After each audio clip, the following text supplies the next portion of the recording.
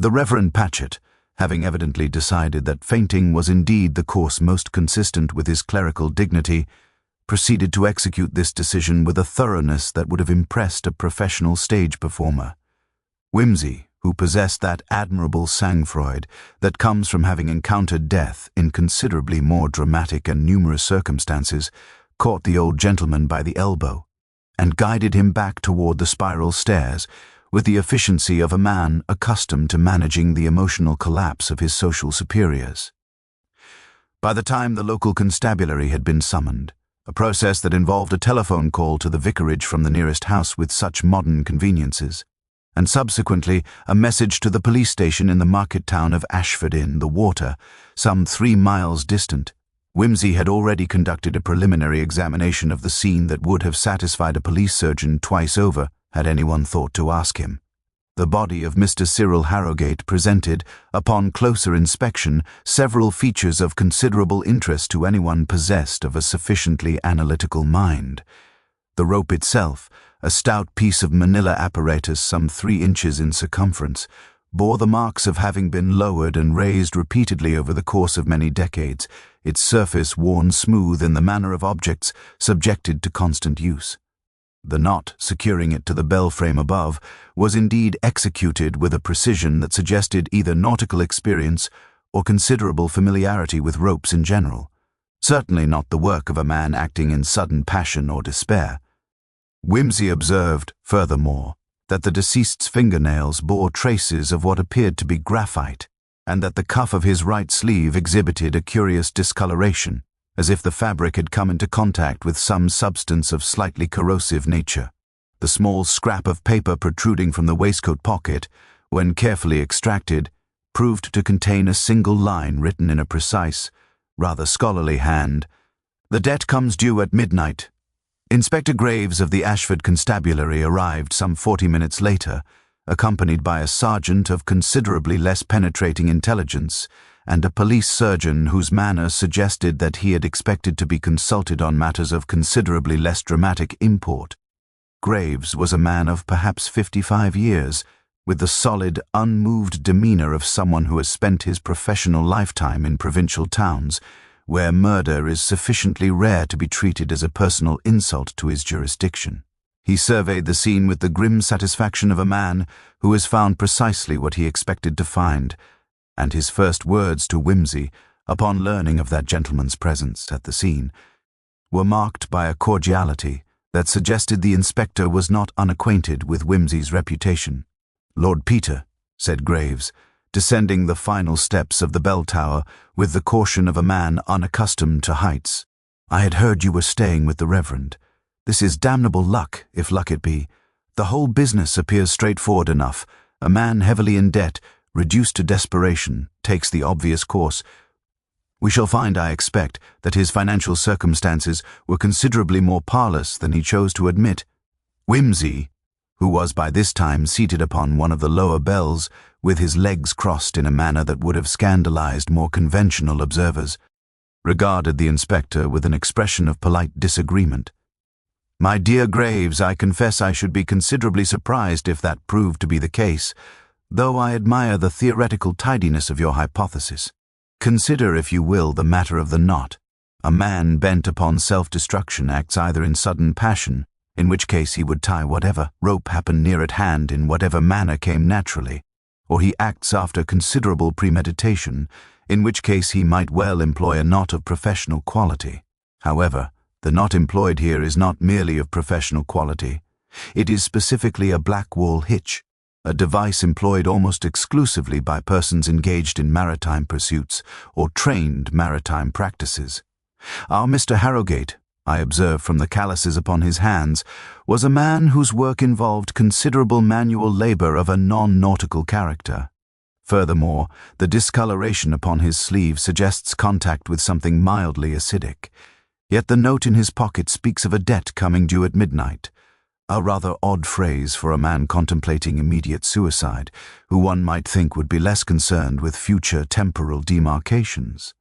The inspector's face assumed an expression of polite skepticism that Whimsy recognized with some amusement as the professional mask of a man who had learned not to entirely discount the observations of titled amateurs.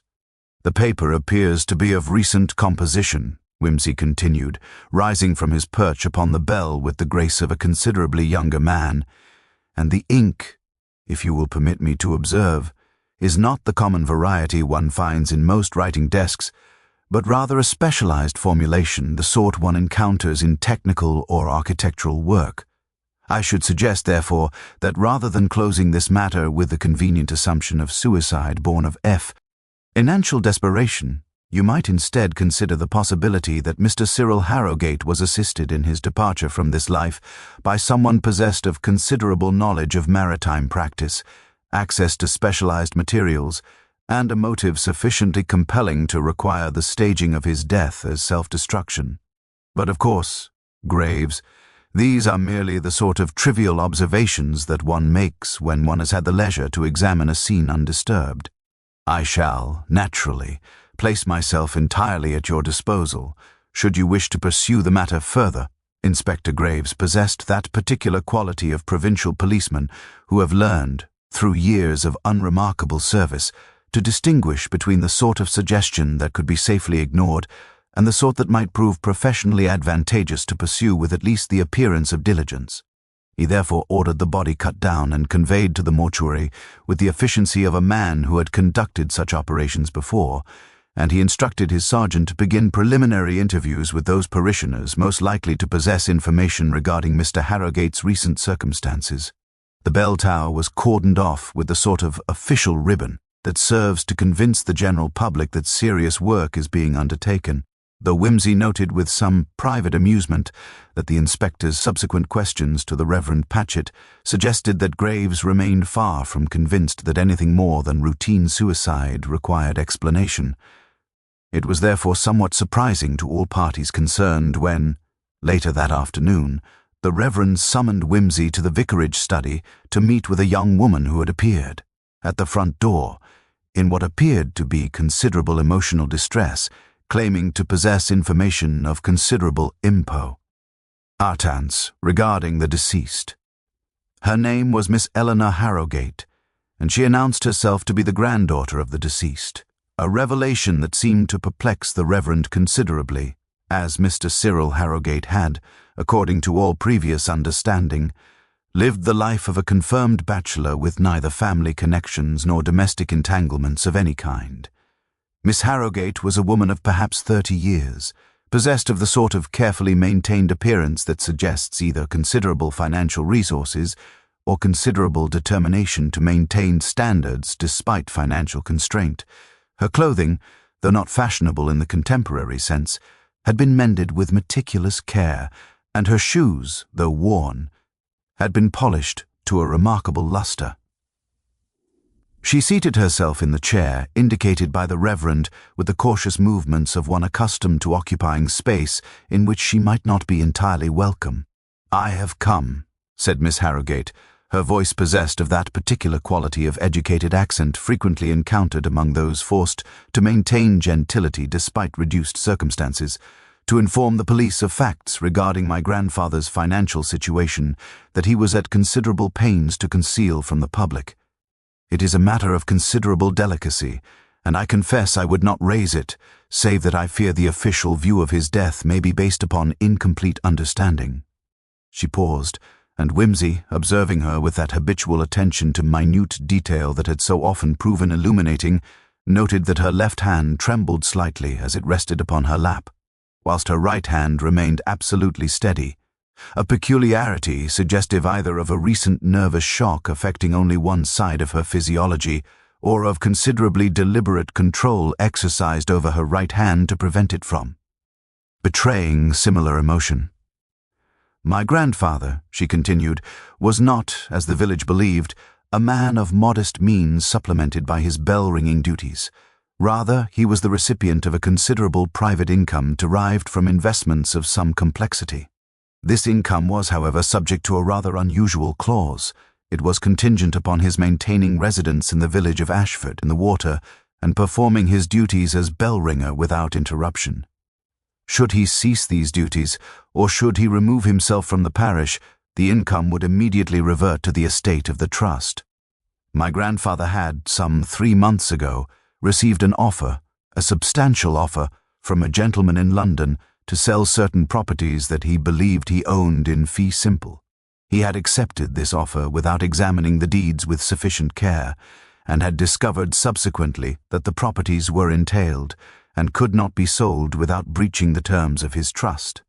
Whimsy, who had been attending to this narrative with an expression of polite interest that concealed a considerably more acute attention to the emotional undercurrents of Miss Harrogate's discourse, ventured to inquire as to the amount involved in this projected transaction. Miss Harrogate hesitated, and in that hesitation lay the sort of psychological revelation that Whimsy had spent considerable years learning to interpret. "The sum was considerable," she said at last. "Some £15,000. My grandfather that is, he had made certain commitments based upon the assumption that this sum would be forthcoming. When he discovered that he could not honor those commitments, he became considerably distressed. I believed his distress to be the ordinary anxiety of a man facing financial embarrassment, but it now appears that the matter was considerably more serious." She turned, her gaze toward Whimsy, with the expression of one who has suddenly perceived that she may have revealed more than was strictly wise. "You must understand," she continued rapidly, "that my grandfather was not a suicide. Whatever his financial difficulties, he possessed far too much pride, and indeed far too much stubbornness, to take his own life. He would have found some method of recovering his circumstances, however long it might have taken. The suggestion that he hanged himself is, I assure you, entirely inconsistent with his character." The Reverend Patchett, who had been listening to this recitation with the expression of a man whose view of a parishioner was undergoing considerable revision, ventured to ask whether Miss Harrogate had informed the police of these details, to which she replied that she had come directly to the vicarage instead, wishing first to ascertain whether the Reverend believed her account to be credible. Whimsy, observing this exchange with a sort of detached amusement that characterized his approach to human psychology, began to perceive that the matter of Mr. Cyril Harrogate's death was considerably more complex than either suicide or the straightforward homicide that Inspector Graves seemed inclined to treat it as. The mention of a gentleman in London who had made an offer to purchase entailed properties suggested a figure of considerable interest, as did the curious precision with which Miss Harrogate had calculated the amount of the projected transaction and the timing of her grandfather's distress. Whimsy rose from his chair with the fluid grace that characterized his movements and crossed to the writing desk situated beneath the window of the vicarage study, where he procured a sheet of paper and a pen with the manner of a man embarking upon a matter of considerable professional importance. "Miss Harrogate," said he, turning back to face the young woman with an expression of polite inquiry, "I find myself possessed of several questions that I suspect may prove illuminating, though I confess their relevance may not immediately be apparent. First, this gentleman in London who made the offer regarding the properties. Did your grandfather mention his name, or indeed provide any details regarding his business or profession? And second, at what precise moment did your grandfather discover that the properties in question were entailed and therefore incapable of sale? These details, whilst perhaps appearing tangential to the central matter, may well possess a significance that present circumstances have not yet rendered obvious." Miss Harrogate considered these questions with a gravity that suggested she recognized in them something more than mere idle curiosity. "The gentleman's name was Mr. Adrian Foxley," she replied after a pause during which she appeared to be consulting her recollection with considerable care. "My grandfather spoke of him only in general terms, mentioning that he was a man of considerable wealth engaged in the purchase and consolidation of properties throughout the home counties. As for the precise moment of the discovery regarding the entail, that occurred approximately 6 weeks prior to my grandfather's death, when he engaged a solicitor to examine the deeds in preparation for the sale. The solicitor, a Mr. Pemberton of the local firm, informed him that the properties were indeed entailed and could not be sold without the permission of the trust's executor. The Reverend Patchett, whose knowledge of his parishioners' affairs had heretofore been limited to the spiritual and charitable aspects of their existence, ventured to observe that he had been entirely unaware of these financial complexities, remarking that Mr. Harrogate had always conducted himself with the utmost propriety and discretion. "Which is precisely," said Wimsey, returning to his chair with an expression of mild satisfaction, "what one would expect of a man whose entire income depended upon maintaining the appearance of satisfied contentment with his station and circumstances. Now, Miss Harrogate, I observe that you have travelled some distance to convey this information to the vicarage rather than to the police station, and I further observe that your emotional distress, whilst genuine, appears to be commingled with something rather more complex, a sort of anxiety regarding how your information might be received or interpreted. Might I hazard the suggestion that you possess additional knowledge regarding your grandfather's circumstances that you have not yet mentioned? Perhaps something concerning the nature of the commitments he had made based upon his expectation of receiving Mr. Foxley's £15,000. Miss Harrogate's face, which had maintained a carefully composed expression throughout most of the preceding conversation, underwent a subtle alteration at this observation.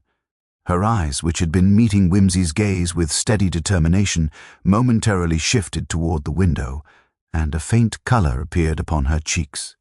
Phenomena that Wimsey catalogued with the automatic precision of a man for whom the observation of human behaviour had become as habitual as breathing. "My grandfather," said Miss Harrogate slowly, "had become involved with a woman. This may seem a matter of little consequence to you gentlemen, but for a man of his age and station such an involvement carried considerable implications. He had, some 2 years previously, met a widow of respectable family but considerably reduced circumstances, and they had developed an affection for one another that was, I believe, quite genuine. He had made certain promises regarding marriage, the establishment of a household, but he lacked the financial means to fulfill these promises without the assistance of Mr. Foxley's payment. When that payment became impossible, he found himself in the position of having offered what he could not deliver, a circumstance that caused him considerable distress, as he was, beneath his quiet exterior, a man of considerable pride and considerable concern for his personal honour.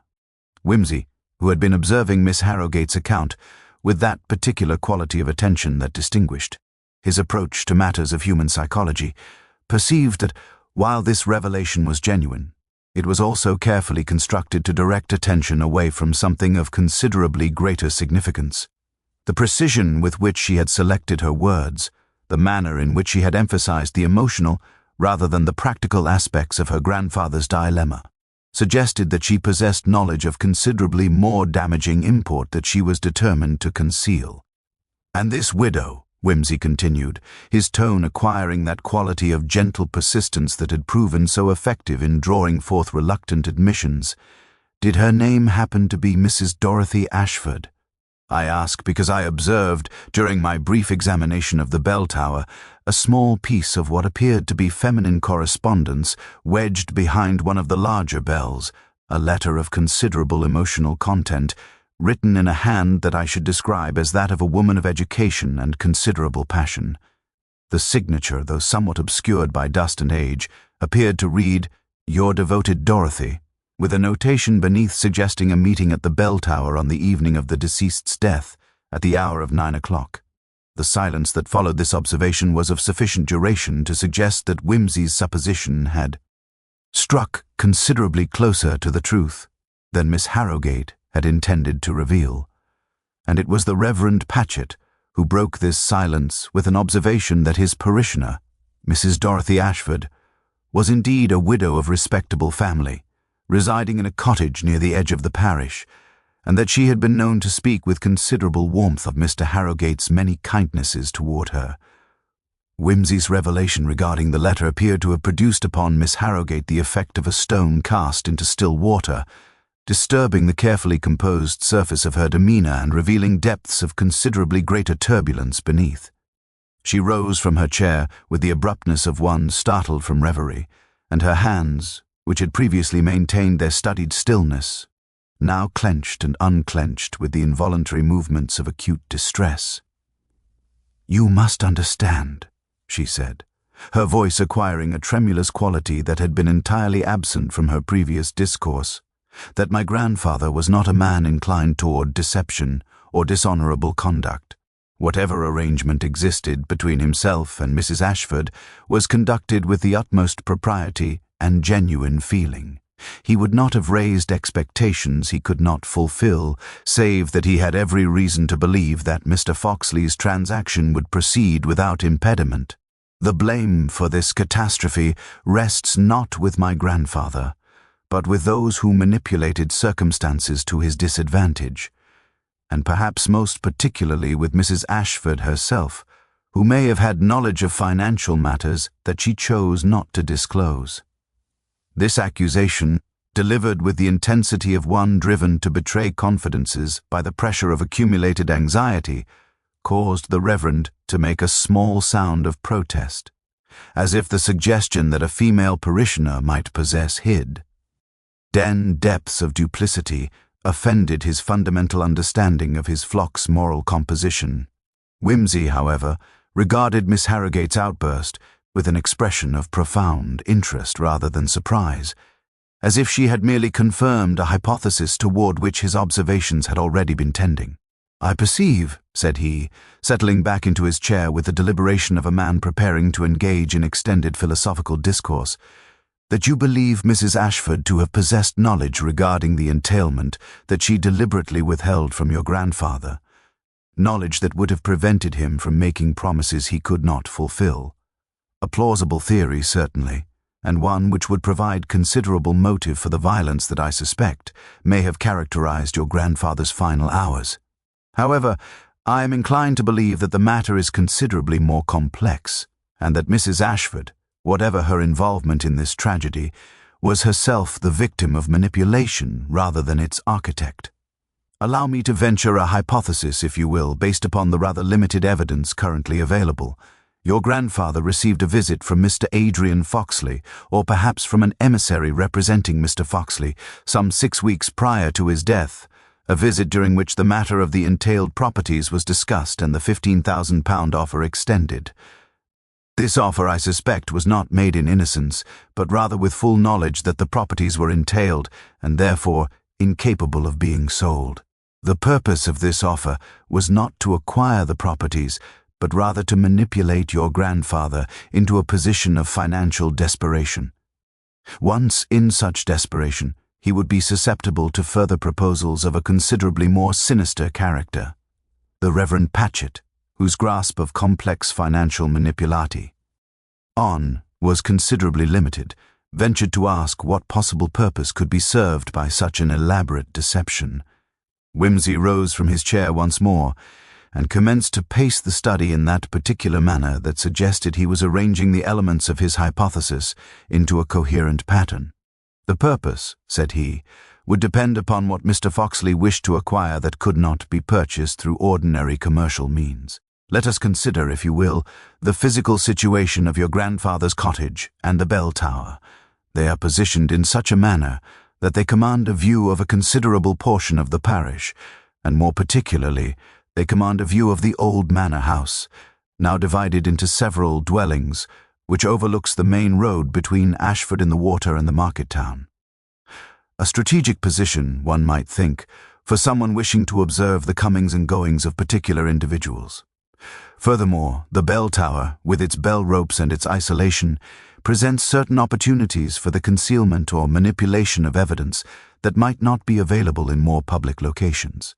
Now, if your grandfather had been encouraged into financial desperation, and if simultaneously a woman for whom he possessed genuine affection had appeared in his life, then the pressure upon him to secure the financial means necessary to marry this woman would have been considerable. At that precise moment of maximum vulnerability, a proposal might have been made, a proposal that would have involved the exchange of certain services or the facilitation of certain activities in exchange for the financial assistance he so desperately required.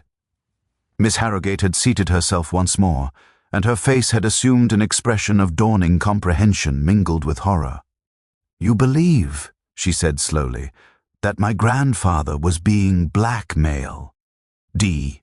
that this entire matter of the entailed properties and the financial desperation was contrived to place him in a position where he would be forced to cooperate with some criminal scheme? Whimsy paused in his pacing and regarded her with an expression of qualified sympathy. "I believe," said he, "that your grandfather was the victim of a considerably elaborate plot designed to place him in precisely the position you have just described. The question that remains is the precise nature of the activities he was required to facilitate, and whether those activities were of sufficient gravity to account for his murder. For murder, Miss Harrogate, I am increasingly confident is what we are investigating, despite the convenient appearance of suicide. The note discovered in his pocket, the debt comes due at midnight, suggests that your grandfather was expecting to make some final payment or fulfillment of his obligations at precisely the hour at which he was found hanging from the bell rope. What he discovered instead was that the debt, rather than being satisfied, was being collected in the form of his own death. It was at precisely this moment that Inspector Graves made his entrance into the vicarage study with the announcement that he possessed certain information regarding Mr. Harrogate's recent movements that might prove illuminating, though his tone suggested considerably less enthusiasm for illumination than for the confirmation of his existing preconceptions. He was accompanied by his sergeant, a taciturn individual whose primary function appeared to be the recording of observations in a notebook with the mechanical precision of a man who had long since abandoned any pretense at independent thought. "We have interviewed," said Graves, seating himself without invitation in the chair previously occupied by Miss Harrogate, "the various individuals who observed Mr. Harrogate during the day of his death, and the picture that emerges is one of a man in considerable emotional turmoil. The grocer's assistant reports that he appeared at the shop at approximately 9:30 in the morning, purchased a quantity of rope, a curious purchase, one might think, from a grocer, though apparently such items are stocked for agricultural purposes. More significantly, Mrs. Margaret Fenwick, who occupies the dwelling adjacent to Mr. Harrogate's cottage, reports that she heard him pacing in his study throughout the afternoon, and that at approximately 5 o'clock he departed the cottage carrying a small leather valise.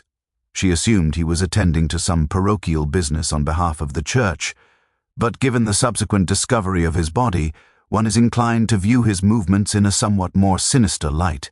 Whimsy, who had been attending to this recitation with an expression suggesting that Inspector Graves had merely articulated observations he had already made and dismissed as insufficiently suggestive of the truth, ventured to inquire whether the grocer's assistant could provide any description of the rope in question, specifically whether it had been of the variety ordinarily employed in maritime applications or whether it had been of the common agricultural sort. Graves appeared somewhat irritated at this interruption, but he consulted his sergeant's notebook with the deliberation of a man accustomed to having his authority questioned by amateurs. "The assistant reports," said Graves, "that it was a stout manila rope, the sort employed for hauling and securing various agricultural implements. The purchase was neither particularly remarkable nor particularly suggestive of criminal intent. Men purchase rope for legitimate purposes with considerable frequency." Whimsy permitted himself a thin smile at this observation. "Indeed, sigh. He, though the Blackwall hitch employed in securing Mr. Harrogate to the bell rope is not a knot one ordinarily encounters among agricultural workers, who generally employ considerably simpler methods of securing their apparatus. A Blackwall hitch is, by contrast, the sort of knot one encounters among individuals with training in maritime pursuits, a distinction which suggests that whilst your grocer's assistant may have sold the rope to Mr. Harrogate, it was not Mr. Harrogate who employed it to construct the noose in which he was discovered." This observation appeared to produce upon Inspector Graves the effect of a man whose theoretical edifice had been subjected to structural examination and found to contain certain unsuspected weaknesses. He shifted in his chair with evident discomfort, and his sergeant's pencil, which had been suspended in the act of recording Whimsy's remarks, hovered uncertainly above the notebook, as if uncertain whether such observations ought to be transcribed at all.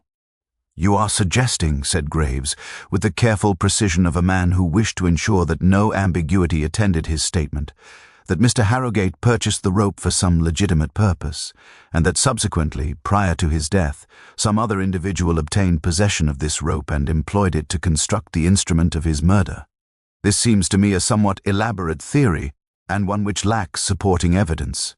Wimsey turned his attention toward Miss Harrogate, who had been observing the exchange between himself and the inspector, with an expression suggesting that she was gradually perceiving the true dimensions of the catastrophe that had claimed her grandfather's life. "Miss Harrogate," said he, "when you arrived at the vicarage this afternoon, you were considerably agitated and possessed of certain information regarding your grandfather. Financial circumstances that you believed might prove relevant to the official investigation. However, I suspect that there is considerably more that you have not yet revealed. Information that you have been at considerable pains to conceal, either from motives of family loyalty or from fear of implicating yourself in conduct that might be viewed as morally or legally questionable. I should like to propose that you provided your grandfather with certain financial assistance during the period of his distress, assistance that was not derived from your own independent resources, but rather from sources that you believed ought to remain concealed." The silence that followed this observation was broken only by the scratching of the sergeant's pencil and the distant sound of a church bell tolling the hour of 4. Miss Harrogate's face had acquired a pallor that suggested Wimsey's supposition had struck with considerable accuracy, and her hands had resumed their earlier trembling. "I did provide him with assistance," she said at last, her voice scarcely above a whisper. "A sum of £200, which represented my savings and a portion of an inheritance left to me by my mother. I could not bear to see him in such distress, and I believed that if he could make a preliminary payment to Mr. Foxley, demonstrating good faith, then perhaps the transaction regarding the properties might yet proceed. I did not know, I could not have known, that the entire matter was contrived. But there is something else, something I have not yet mentioned to anyone. Several days prior to my grandfather's death, a man appeared at my lodgings in London. He claimed to be an associate of Mr. Foxley, and he informed me that my grandfather's debt had become considerably more substantial than previously understood, and that unless payment was made in full by the evening of the following Monday, certain consequences would follow. Consequences that he declined to specify, but which he suggested would prove considerably unpleasant for both myself and my grandfather. Inspector Graves, whose patience with Wimsey's tangential observations had been steadily diminishing throughout the course of the afternoon's interviews, appeared to experience a sudden revitalization of interest at this revelation. "You are telling me," said he, with the emphasis of a man who wished to ensure that no ambiguity attended his comprehension of Miss Harrogate's statement, "that you received a threat which you did not report to the police and which you failed to mention during the initial stages of the investigation into your grandfather's death." His tone suggested that he viewed Miss Harrogate's omission as a considerably more heinous offense than the murder itself, and she shrank beneath his accusatory gaze with the demeanor of one who had suddenly become aware of the magnitude of her indiscretion. Wimsey, however, held up a hand in a gesture that suggested he perceived in Miss Harrogate's silence not the withholding of information from malice, but rather the natural reticence of one who had been subjected to intimidation, and who feared that the revelation of such intimidation might only serve to accelerate the very consequences she had been threatened with. "The gentleman who visited Miss Harrogate," said Wimsey, turning to address Graves with the manner of one engaged in instructing a pupil of limited capacity, "was almost certainly not an associate of the fictional Mr. Adrian Foxley at all, but rather an individual possessed of considerably more intimate knowledge of Mr. Harrogate's circumstances and vulnerabilities. The threat delivered to Miss Harrogate was not intended to extort payment, for it would have been clear to any rational observer that she possessed no such resources, but rather to ensure her silence and her cooperation. By threatening her, the conspirators ensured that she would not encourage her grandfather to seek police protection or to reveal the nature of the blackmail to which he was being subjected. The Reverend Patchett, whose comprehension of criminal psychology appeared to be considerably exceeded by his pastoral concern for his parishioners, ventured to ask what possible purpose could be served by blackmailing a bell-ringer into committing acts so grave that his death became necessary to ensure his silence. Wimsey resumed his pacing, his hands clasped behind his back in that characteristic posture that suggested deep concentration upon matters of considerable complexity. "That," said he, is precisely the question to which we must now devote our attention. Mr. Harrogate's position as bell ringer provided him with two significant advantages to anyone plotting criminal enterprise. First, his presence in the bell tower at regular and predictable intervals would not arouse suspicion, and the bell tower itself, being isolated and possessed of windows overlooking a considerable portion of the parish, would provide an excellent vantage point for observation. Second, and perhaps more significantly, his access to the church and the bell tower would provide him with the opportunity to facilitate the movements of other individuals without those movements being observed or questioned. Now, the old manor house to which I alluded previously, the one that overlooks the main road between here and the market town, is situated in such a position that its comings and goings might well be observed from the bell tower. If certain valuable items were being transported along that road, items stolen perhaps, or items being conveyed to individuals who wished to remain anonymous, then a bell ringer in possession of a clear view of such movements might prove considerably useful to persons engaged in such enterprise. This observation appeared to produce upon Inspector Graves the effect of one experiencing a sudden illumination, though whether this illumination consisted of genuine comprehension or merely the recognition that Whimsy's hypothesis, however elaborate, possessed a coherence that his own theory of straightforward suicide had lacked, was a matter of some ambiguity. "You believe," said Graves slowly, consulting his sergeant's notebook as if seeking confirmation of his own thoughts, that Mr. Harrogate was being forced to act as a lookout, to observe and report on movements of goods or individuals along the main road, and that when he proved unwilling to continue in this capacity, or when he threatened to reveal the nature of the blackmail to which he had been subjected, he was murdered, and his death arranged to appear as suicide. Whimsy inclined his head slightly, a gesture that suggested qualified agreement with Graves's hypothesis, though his expression indicated that the inspector had perceived only the outline of the truth, leaving considerable detail unaccounted for. "The outline is correct," said Whimsy, "though the details are considerably more complex. The question which now requires attention is the identity of the individual or individuals responsible for this enterprise, and more particularly, the identity of the man who visited Miss Harrogate in London and who almost certainly orchestrated the events that culminated in your grandfather's death. Miss Harrogate, I must ask you, when this gentleman called upon you, did he provide any indication of his name or indeed any distinguishing characteristics that might permit his identification?" Miss Harrogate appeared to be engaged in consultation with her recollection, her brow furrowed in the concentration of one attempting to recover details that had been deliberately obscured by the trauma of the encounter. "He was a tall man," she said at last, with the bearing of someone accustomed to authority and command. His clothing suggested considerable wealth. His suit was of the finest tailoring, and his shoes were polished to a remarkable luster. He spoke with the accent of an educated gentleman, though there was something in his manner that suggested his education had been acquired rather than inherited. He wore a signet ring upon his left hand, a heavy gold ring bearing what appeared to be the crest of some family or institution. When I asked his name, he declined to provide it, saying only that he represented interests considerably more powerful than my own, and that my grandfather's cooperation would be rewarded, whilst his lack of cooperation would be punished with considerable severity. The most distinctive feature of his appearance was a scar, a thin white SC, that ran from the corner of his left eye toward his ear, the sort of scar that might be inflicted by a blade or by some accident involving considerable violence. The description provided by Miss Harrogate appeared to produce upon Inspector Graves an effect of considerable significance, for he ceased his note-taking and regarded his sergeant with an expression suggesting that he had suddenly perceived a connection between the present case and some previous matter that had occupied his professional attention. "That description," said Graves, his voice acquiring a quality of controlled tension, "corresponds rather remarkably with an individual who came to the attention of the constabulary some 18 months ago in connection with a series of thefts from country houses throughout this region.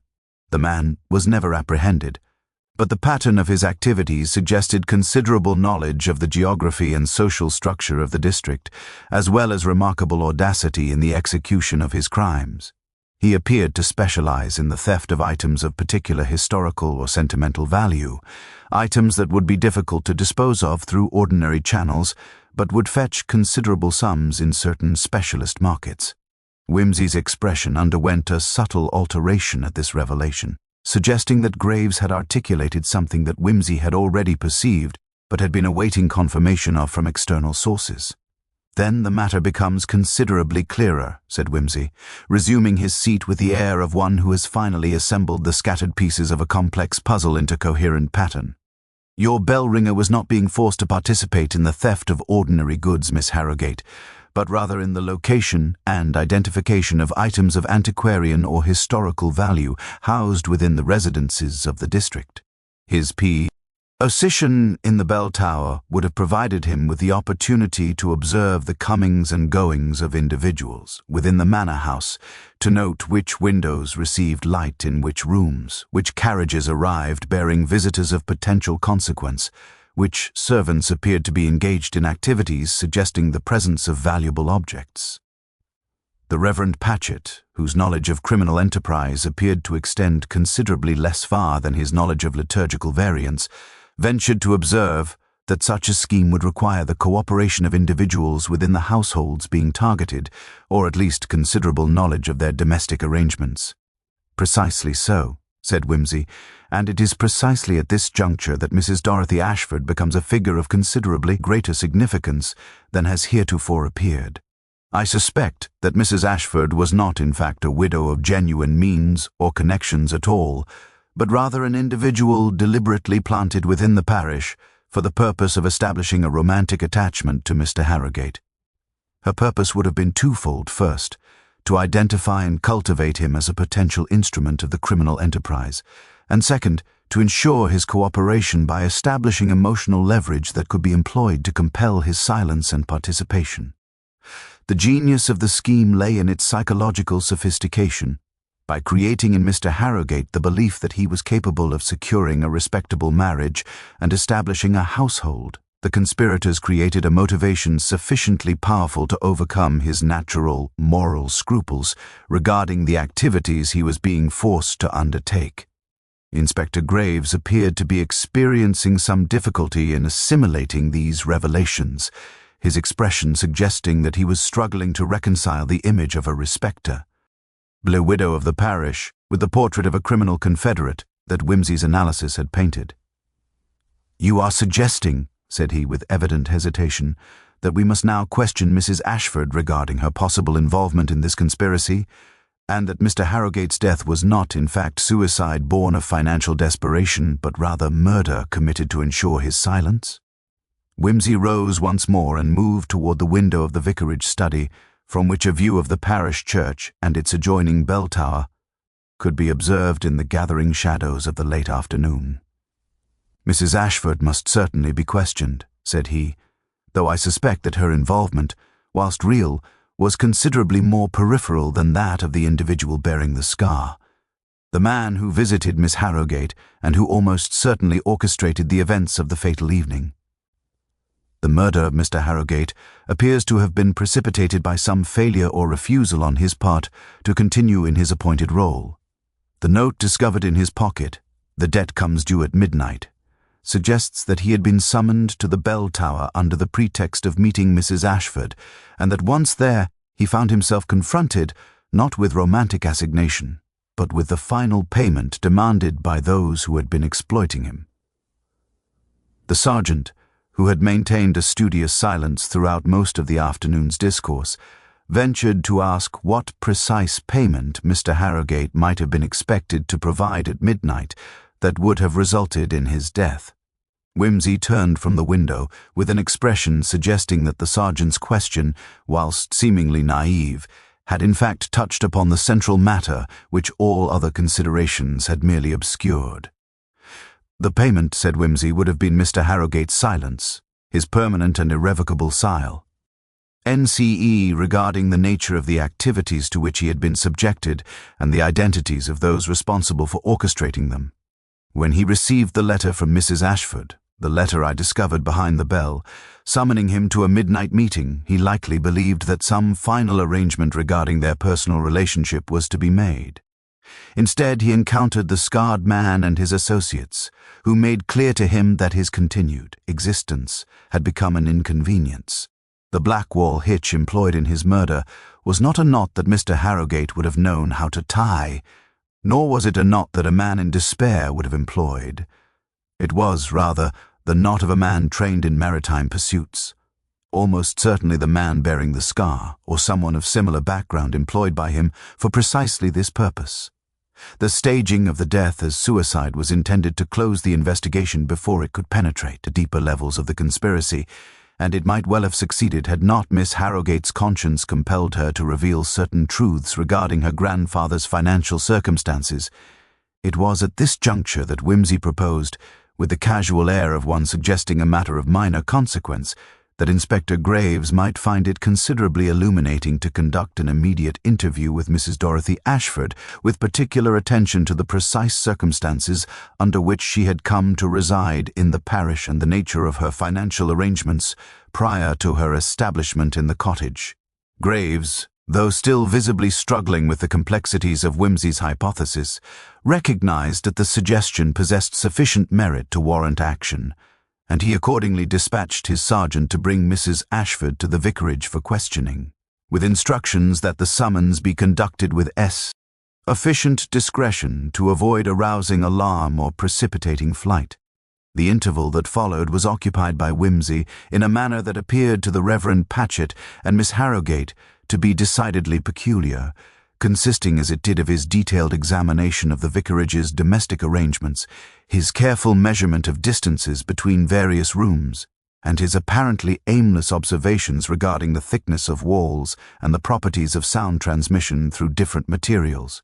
To the untrained eye, these activities appeared to be the occupations of a man engaging in absent-minded distraction whilst awaiting developments, but to Inspector Graves, who had spent considerable time in Whimsy's company during previous investigations, they suggested that Whimsy was engaged in the process of assembling evidence that would support the theory he had articulated, even if such evidence remained as yet invisible to less perceptive observers.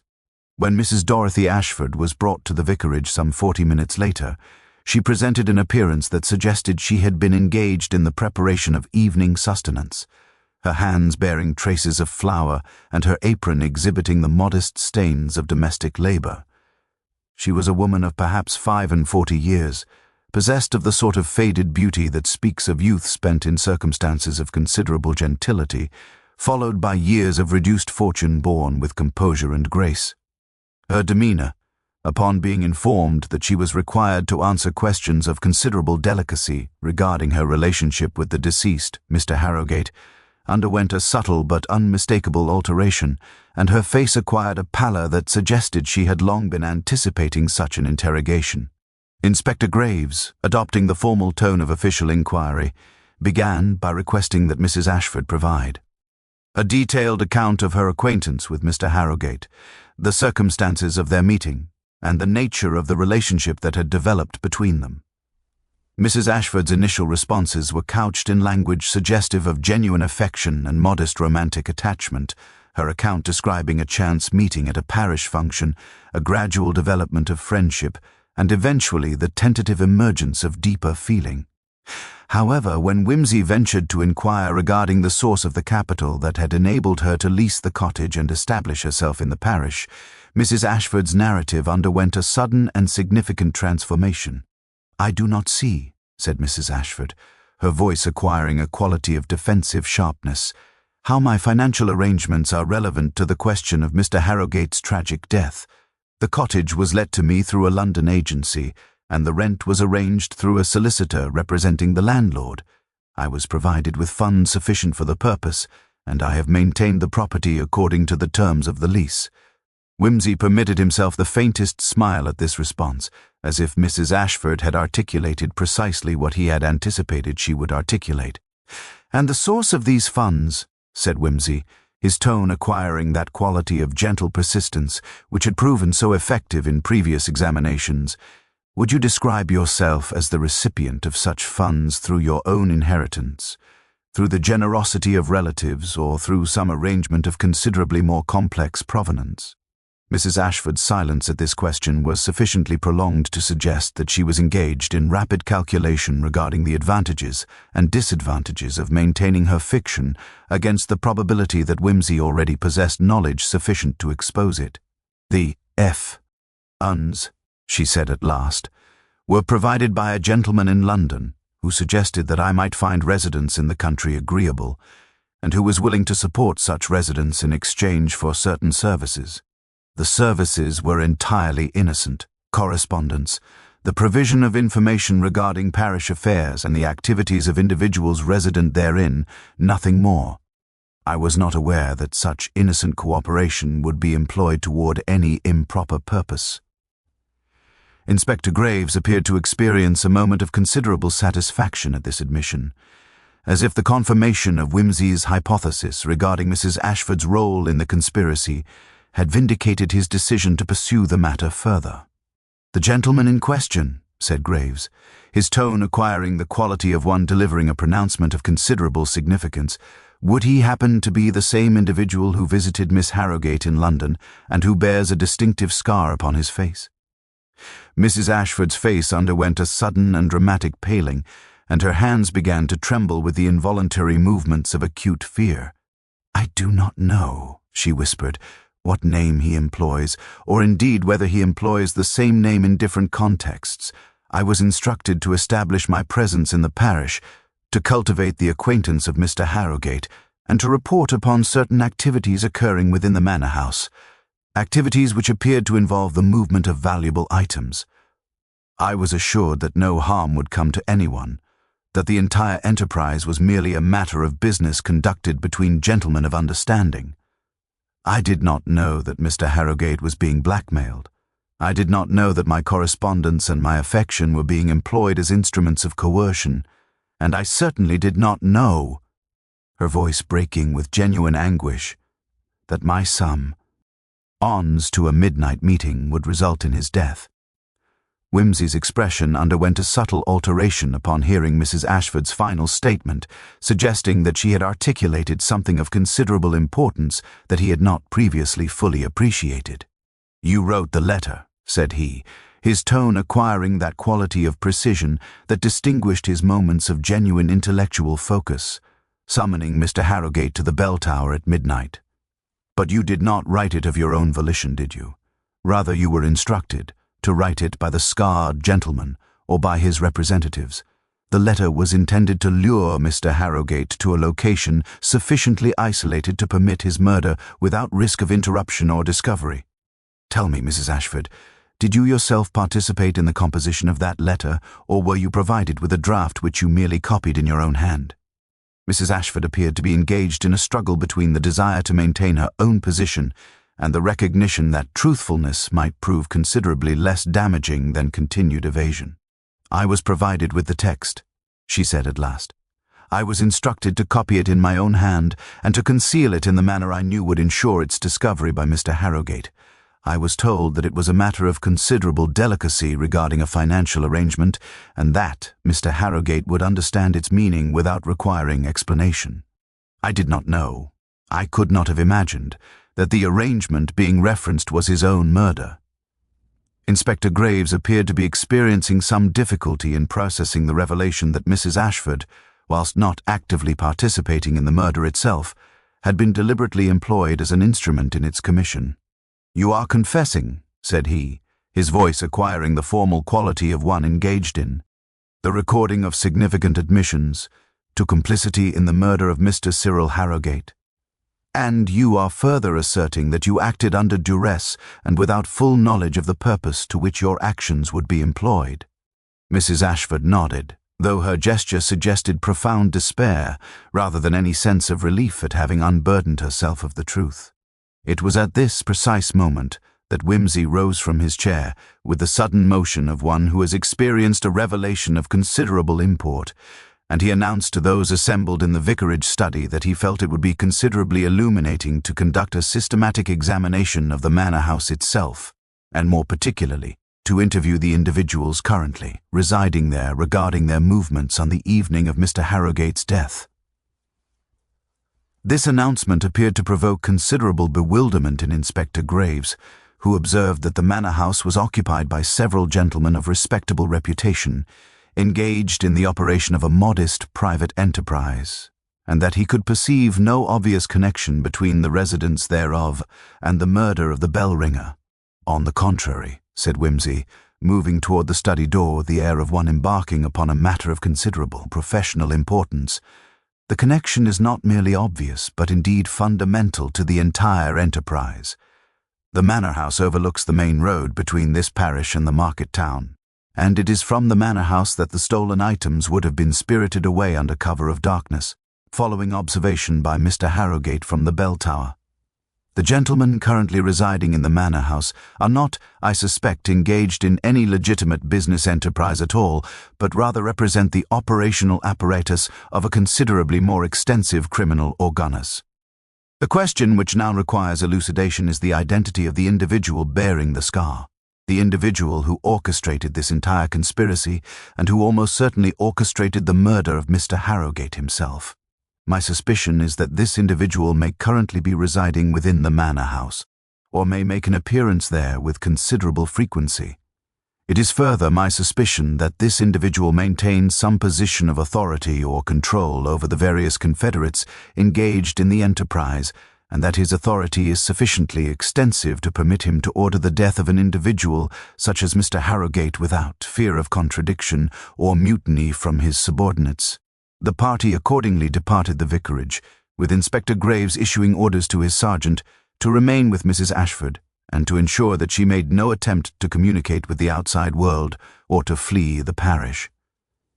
The evening had by this time acquired that quality of deepening darkness that comes with the approach of winter, and the manor house, situated as it was on the elevated portion of the parish overlooking the main road, presented an appearance distinctly suggestive of architectural pretension combined with financial constraint. The windows of the house exhibited lights in several rooms, suggesting the presence of individuals within, and when Graves knocked upon the front door, it was answered by a servant of somewhat disreputable appearance, who appeared considerably less than delighted at the prospect of police inquiry. The servant, upon being informed that Inspector Graves possessed authority to conduct questioning regarding the movements of the residents on the evening of the previous day, exhibited a reaction suggesting that such questions had been anticipated with considerably less than enthusiasm.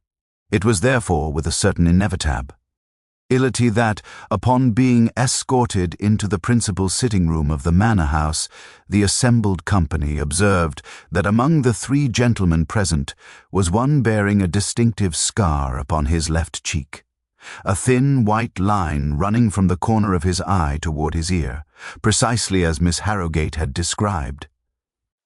The scarred gentleman rose from his chair with the deliberate movement of one unaccustomed to surprise or alarm, his countenance displaying that peculiar combination of arrogant confidence and underlying calculation that characterizes individuals long accustomed to maintaining authority through intimidation and the implicit threat of violence. "Inspector Graves," said he, his voice possessed of that cultured quality that suggests education acquired rather than inherited, "I perceive that you have come to my residence bearing accusations of considerable gravity. I should be delighted to cooperate with your inquiry, though I confess I am somewhat bewildered as to the precise nature of the charges you intend to level against myself and my associates. We are, as the servant will undoubtedly inform you, legitimate businessmen engaged in the acquisition and sale of certain items of historical and antiquarian interest, a profession which, whilst occasionally operating in areas of considerable legal ambiguity, can scarcely be characterized as criminal in the ordinary sense." Wimsey, who had remained silent throughout the exchange between Graves and the scarred gentleman, now stepped forward with the air of one about to deliver an observation of considerable significance. "You are quite correct," said Wimsey, his tone acquiring that quality of arch politeness which distinguished his moments of particular intellectual satisfaction, "that your profession operates in areas of considerable legal ambiguity. However, the matter which has brought us to your residence, is evening, is not concerned with the legitimacy of your antiquarian enterprise, but rather with the question of whether you orchestrated the murder of Mr. Cyril Harrogate in order to ensure his permanent silence regarding the methods by which certain of those antiquarian acquisitions were obtained. The scarred gentleman's expression underwent a subtle alteration, suggesting that Whimsy's directness had produced an effect rather more substantial than the preliminary observations of Inspector Graves. "A serious accusation," said he, seating himself once more with the deliberation of one who has decided that the moment for maintaining pretense has concluded, and one which I shall naturally deny with considerable vigor, though I am prepared to acknowledge that Mr. Harrogate was engaged in certain activities on my behalf, activities which were rendered necessary by circumstances entirely beyond my control. The man was a fool, Lord Peter. He possessed no courage, no willingness to endure the minor inconveniences that such enterprise inevitably entails. When it became apparent that he was developing scruples regarding his continued participation, when he began to suggest that his conscience would compel him to reveal certain details to the authorities, it became necessary to consider whether his continued existence was compatible with the security of the entire operation. Whimsy inclined his head slightly, as if acknowledging the scarred gentleman's candor with something approaching professional respect. "You are admitting, then," said Whimsy, "to the orchestration of Mr. Harrogate's murder, and you are further suggesting that such orchestration was undertaken not from motives of personal malice, but rather from the necessity of self-preservation inherent in criminal enterprise." "I am admitting nothing of the sort," replied the scarred gentleman sharply. "I am merely engaging in hypothetical discussion regarding the pressures that might compel an individual in my position to contemplate extreme measures. The actual perpetration of Mr. Harrogate's death was undertaken by subordinates acting upon their own initiative and without my explicit authorization. I am not responsible for their actions, save insofar as I may have created the circumstances in which they felt compelled to act." Whimsy's expression acquired that quality of gentle amusement that preceded his most devastating observations. "And yet," said he, "the manner of Mr. Harrogate's death, the specific knot employed, the careful staging as suicide, the psychological manipulation that preceded the actual murder, all of these elements suggest the work of an individual possessing considerable sophistication and planning capacity. These are not the actions of subordinates acting upon their own initiative, but rather the carefully orchestrated conclusion to an elaborate conspiracy. Furthermore, the fact that you have admitted to knowledge of Mr. Harrogate's developing scruples, combined with the discovery that you were present in this manor house on the evening in question, I suspect an examination of your movements will reveal that you were absent from this residence during the precise hours in which Mr. Harrogate met his death, suggests a considerably more direct participation in the murder than you have thus far acknowledged." The scarred gentleman rose from his chair with sudden violence, his hand moving toward his waistcoat in a gesture that suggested the location of some weapon concealed therein. Inspector Graves, however, displayed the reflexes of a man long trained in the apprehension of dangerous criminals, and he produced a revolver with remarkable speed, directing it toward the scarred gentleman with the calm assurance of one who had undertaken such actions with considerable frequency. "I should not advise it," said Graves, his tone acquiring that quality of absolute authority that transcends ordinary conversational politeness. The scarred gentleman, recognizing that resistance would prove futile, resumed his seat with the resignation of one accepting inevitable defeat. "You are correct," said he, his voice acquiring a quality of bitter resignation, "that I orchestrated Mr. Harrogate's death. The man was weak, and weakness in such enterprise is a contagion that must be excised before it spreads throughout the organization. I employed Mrs. Ashford to compose the letter. She was an ideal instrument, possessed of genuine affection for the fool and therefore capable of imbuing her communication with the emotional authenticity necessary to ensure his compliance. The actual murder was undertaken by myself and one other individual, a man trained in maritime pursuits and therefore possessed of the specific knowledge necessary to construct the black wall hitch. We waited in the bell tower, concealed within the shadows, and when Mr. Harrogate arrived at the appointed hour, we overpowered him without difficulty.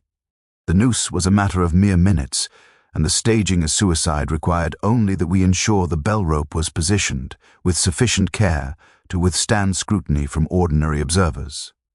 What we did not anticipate was the arrival of a man of your particular perceptiveness, Lord Peter, who would perceive in such trivial details as knots and discolorations the evidence of murder beneath the facade of suicide.